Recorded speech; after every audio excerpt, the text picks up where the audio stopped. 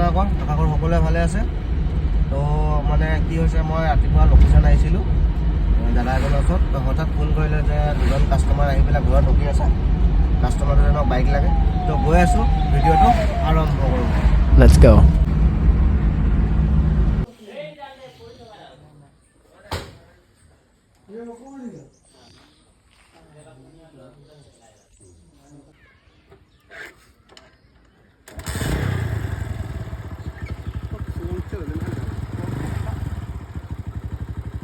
Abang abang ni pulang.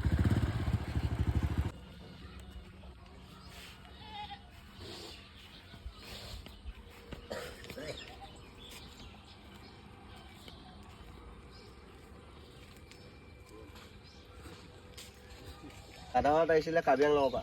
তো এজন পুৰণি চিনাকি, এজনটো চিনি পাইছে, এজনে মোৰ পৰা ডিস্কভাৰ এখন লৈছিলে, 125 লৈছিলে।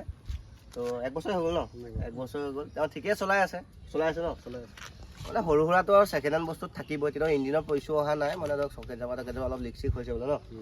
তো এতিয়া দাদাহঁত আহিছিলে, দাদাহঁতক 125 TVS এখন দিলোঁ। তো দাদা কেনেকুৱা পালে বাইকখন?